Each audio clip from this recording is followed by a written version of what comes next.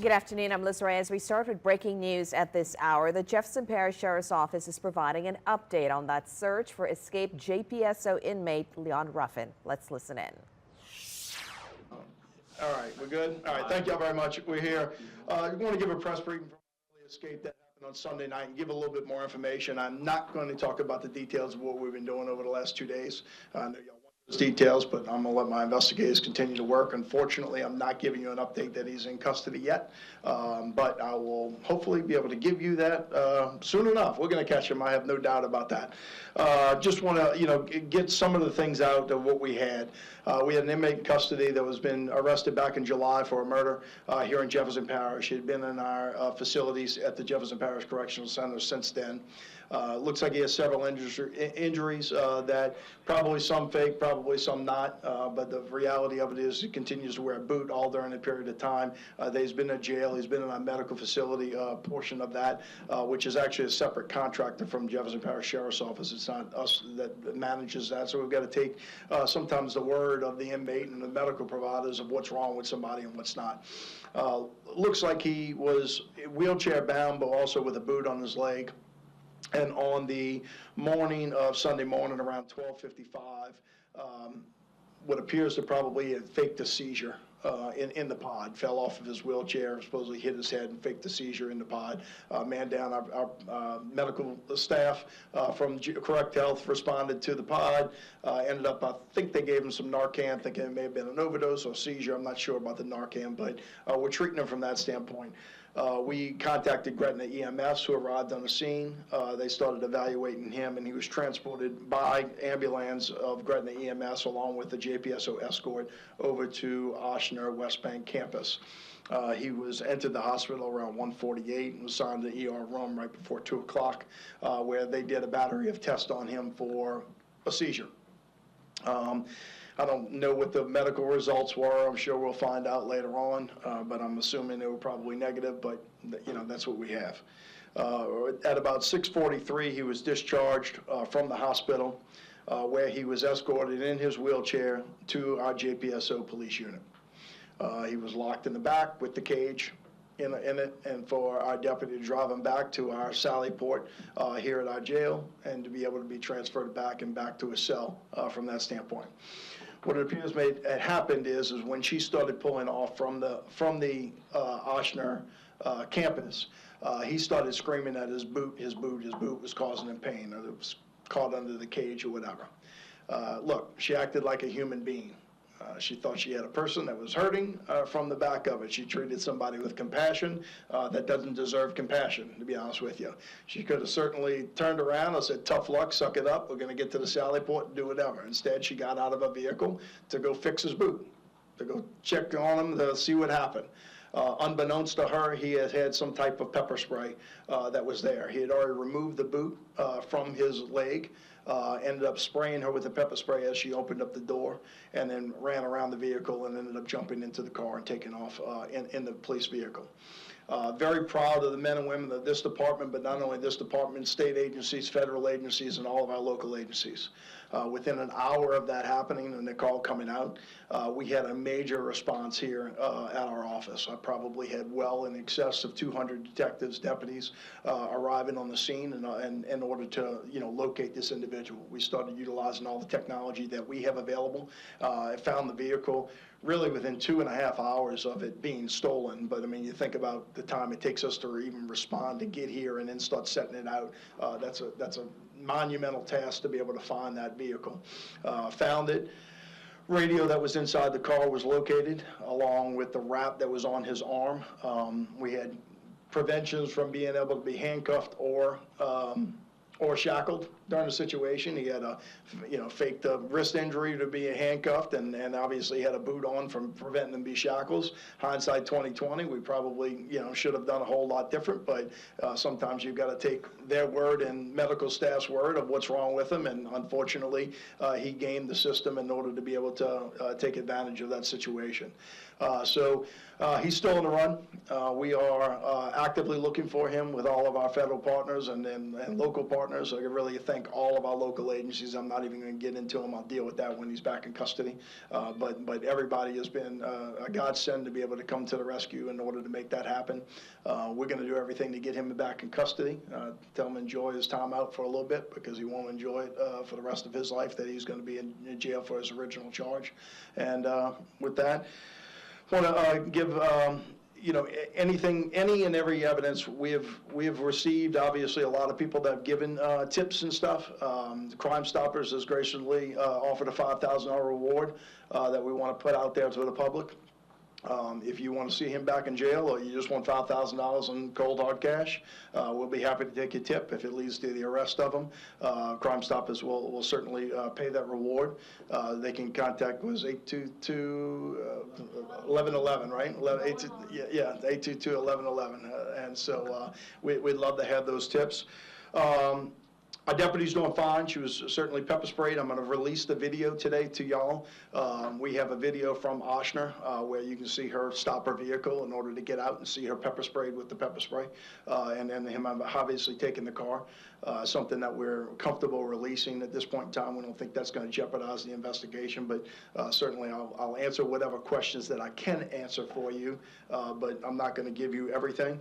For the pundits out there, you know, criticizing my correctional officer or criticizing us, we should have had more people and everything else in between, you know, to be able to escort someone. That's just not the way it works in real life. The fact of it is prisoners are transported by single-person cars almost on an everyday basis.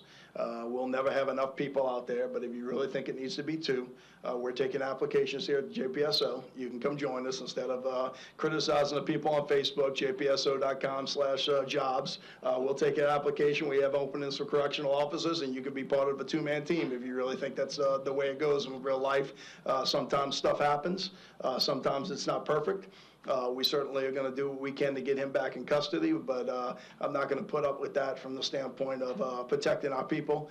They go out there and they do a tough job every single day, and in this case, this animal took control of the situation and took advantage of her trying to be a nice person and trying to do a good job. And so, you know, if you want to come out there, come apply, and we'll take care of it. With that, I'll release the video. We have copies of y'all to take back with you to your station so you can put it out there. Unfortunately, the haze that night doesn't give you the necessary clear picture, but we can ask for really a better view. What are you telling me on this camera? All right, I'll move out the way. All right, you can kill the lights. We apologize for this glare in the video.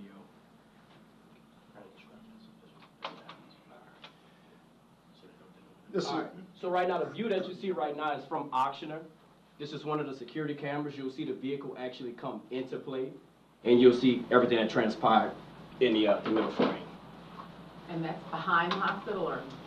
I think it's side, Moshel. Yeah. Yeah, side is more accurate.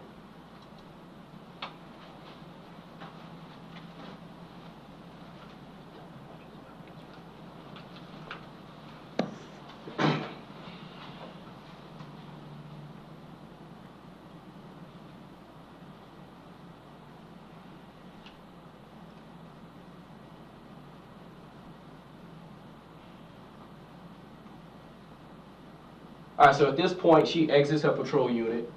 She's walking around. She opens the door, and they're about to have a conversation. Right now, what you're seeing is just reflection from the dome light inside the car. If you look closely right here, at any second, you'll see a burst, like a mist from the spray, which is right now. At this point, he actually sprays again at the deputy, enters the vehicle, and he takes off. And what you see right here is the actual boot that he had on his foot that he left behind.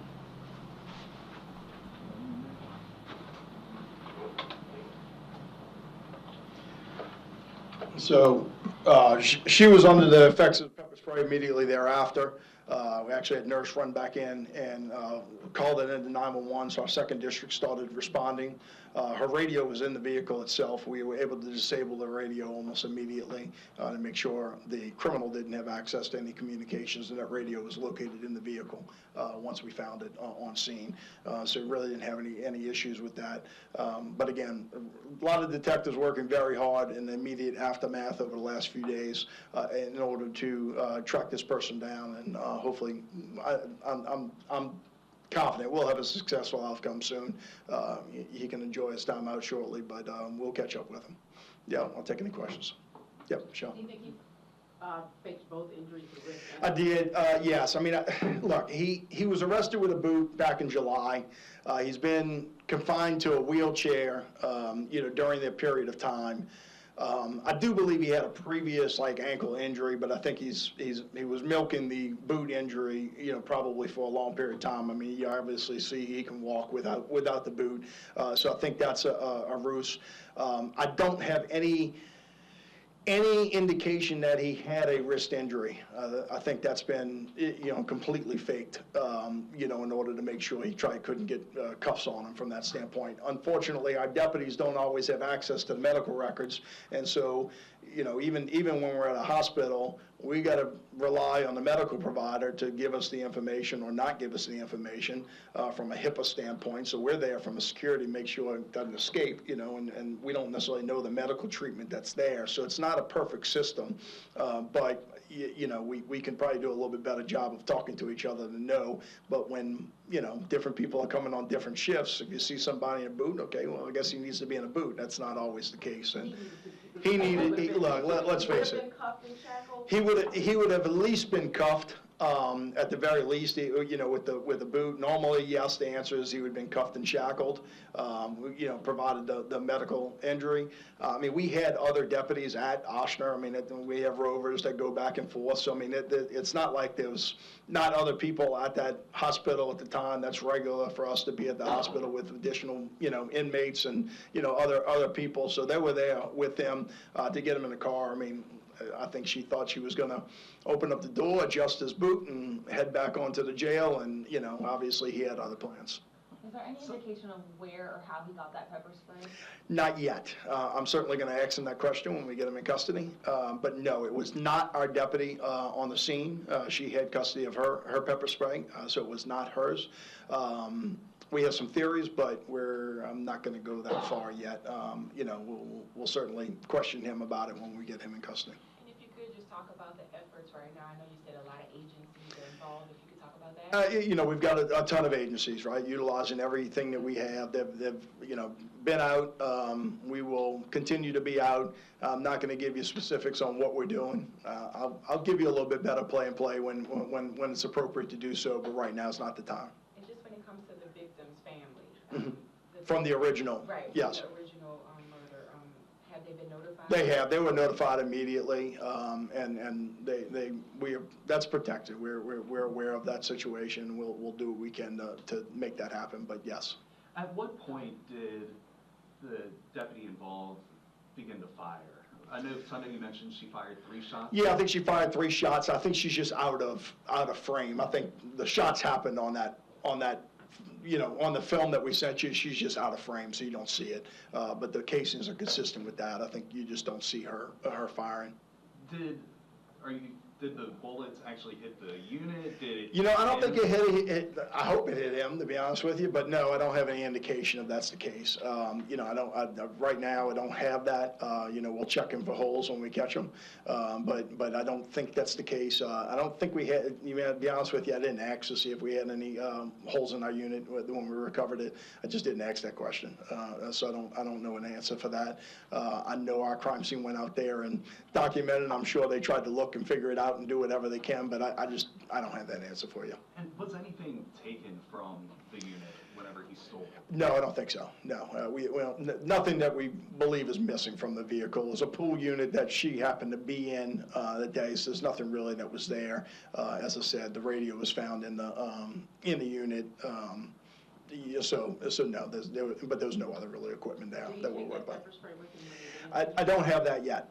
So yes, I mean, the answer is I don't think it was found in the vehicle, Michelle. So we're still looking for that pepper spray, but it wasn't in the vehicle. Do you believe that he was planning this escape the whole time, like with the different injuries? I mean, look, we're going to ask him that question, but for being as elaborate it is, I don't think it was a chance encounter. I think he was jammed. But we're certainly going to follow up on a whole bunch of things. You mentioned the protocol in transporting with only one deputy, and due to staffing shortages. Is this now, do you guys plan to maybe change that protocol moving No, I forward? mean, look, you know, to transport somebody in a locked police car behind a cage is a one-person. If I had two people, two deputies to transport and drive people around back and forth to hospitals, just give me a whole bunch more tax money. I mean, it's just not the realistic, right? I mean, could she have done something different and said, tough luck? Could she have turned around and waited for another deputy comes down and says, yeah, she could have done a whole lot of things, right? I mean, you know, but again, we deal with 1,200 inmates every day that have needs, that have problems, that we have to adjust and assist and make that happen. That's not something that's unusual by any means, right? He took advantage of the situation and took advantage of her to make that happen, but I don't think it creates a large-scale change on it. You know, I mean, it's just not something that is realistic. You know, can we take better precautions with certain inmates? Of course we can. You know, we've got to manage those, and, you know, when bad something happens, we can criticize it, but we probably transported 20 people to the hospital without incident yesterday. You know, do we do that to every single person? No, the answer is we can't do that. It's just not realistic. Sheriff Lippin, so if you could just let us know if, like, you've actually searched where the suspect used to live.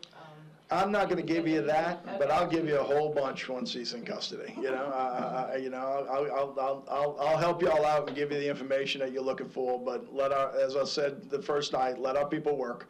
I know the public wants to know. I know y'all want to know. But you know, we've got a job to do. You know, I hope he's looking at my pretty face right now on TV, and you know, and realizes he'll look at me a lot more often. I'll make sure I put a picture close to his cell. Sheriff, can you talk a little bit about the department's policy to fire at a fleeing vehicle? Well, I mean, look, at this point in time, we actually train to be able to try to fire when you're pepper sprayed. I mean, let's face it, she just got pepper sprayed. She doesn't know where he's at. I mean, I don't think she's firing a fleeing vehicle. She's firing at a guy that's still coming at her. Now, he just made a right turn and another right turn and jumped into the car, you know, but she doesn't know that at that point in time. You know, certainly under the scenario that she's in, he's got the ability to go attack her and take her gun from her, you know, so I don't have any problems with what she did. You know, I mean, look, I'm not going to second guess it. It's you know, you put in those situations, they're split second from that standpoint. You know, it's not a scenario where she's firing off shots as he's, you know, flying down the street. That's not the case. He's coming out the car, he's coming towards her. She can't barely see. She's firing to keep him away and keeping, you know, hand on her own gun. I'll let critics criticize, but the fact of it is, until you're in those shoes, she's got a right to defend herself, and I think she has every right. And it appears Mr. Ruffins, according to court records, has a criminal history in Mississippi as well. Do you all believe that he's still here in the state? I don't know yet. You know, that we'll hopefully find out soon enough. You know, I don't care where he is. I don't care where he flees to. We're going to find him. So I don't know that yet for a fact. If I knew where he was, trust me, we'd be having a different press conference. But have other states been notified? Because I was on the app. Have you guys notified? Yeah, I mean, warrants have been put in the computer. NCIC's outside. Obviously, our federal partners are out there, you know, handling it. So, I mean, I can't say specifics of, okay, we're notified this state or this jurisdiction. If we get it narrowed down, we'll provide that information to those agencies. But we're not to that point yet. Can you talk a little bit about just, I know you deployed a ton of resources on Sunday. Did you all launch the helicopter or anything like that? Oh, we didn't launch helicopters, we launched drones, we launch everything and anything that we can. I mean, you know, to be honest with you, Sunday night was a fun night for me. You know, I mean, I haven't been to boots on the ground in a long time, and, you know, being there and watching these men and women work with the technology that they have today that I didn't have 20 years ago was fun for me, just to sit in a room and watch them go and do it, right? You know, I mean, it was, you know, it's a good world for law enforcement right now to be able to get behind things and put things together. So, you know, I mean, I hate to say it's a bad situation from the standpoint, but on the other standpoint, looking at it from, you know, the dedication that these men and women have to drop what they're doing on a Sunday night to be here and say, what do we need, where do we need to go? And, you know, you do this, you do this, you do this, and everything getting done has been a 24-hour event, you know, over and over and over for the last 2 days. They're not going to give up until they catch them. If Mr. Ruffin is watching this right now, what would you want him to know? Well, two things. Either you turn yourself in now and just get it over with and be done with it, or enjoy the last few hours or days or whatever you're going to have, because you're not going to like the rest of it. Real easy. Do you feel he had any help at all? I'm not going to go that far yet, but if he had help, we're going to find out, and they'll join him in a jail cell also. You know, that's the easiest way to do it. You know, we're gonna track down every phone call, every place, every person he talked to, anything and else in between, and they can join him there for a little while.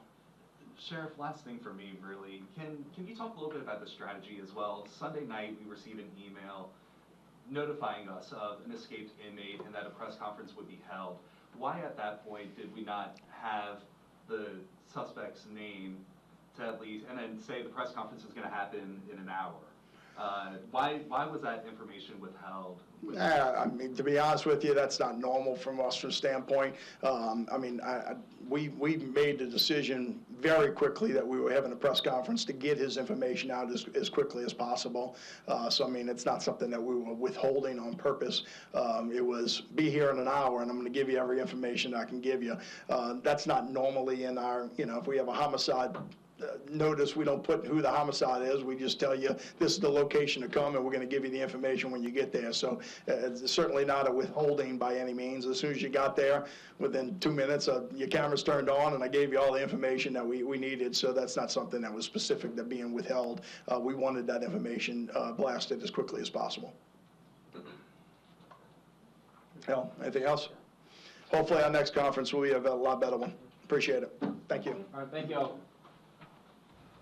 Okay, if you're just joining us, we've been listening to a live news conference with Jefferson Parish Sheriff Lapinto giving us an update. The search still ongoing for that escaped alleged murderer, Leon Ruffin. A $5,000 reward now available for anyone who can help Jefferson Parish deputies arrest him. It's unknown where he is at this hour, but it appears, based on what the sheriff is saying, the headline out of this is that he faked some sort of seizure on Sunday so he could be taken to Oxnard Hospital. And when that Jefferson Parish deputy was escorting him back, she put him in the back of the unit. As she's driving off, he fakes again something's wrong with his boot. She gets out, tries to see what's wrong. He pepper sprays her. It's unknown where this inmate got the pepper spray from. He takes off in the vehicle. The vehicle is later ditched. They found it, and this is where they are at this hour. And for those, he says, who were questioning why it was just one deputy in that vehicle, he says it's not unusual for just one deputy to be transporting a prisoner at this in a situation like that. The bottom line, Leon Ruffin still on the loose. If you have any information, you're urged to call Crime Stoppers. A $5,000 reward is up right now to try to find this person who is wanted for murder. And somehow the sheriff saying he faked the whole system and gamed the system by faking illness, getting to the hospital, and using that to escape. We're going to have the latest on this, much more coming out on this case as the search continues for escaped alleged murderer Leon Ruffin. And the Contra will be right back with the latest on our weather when we return.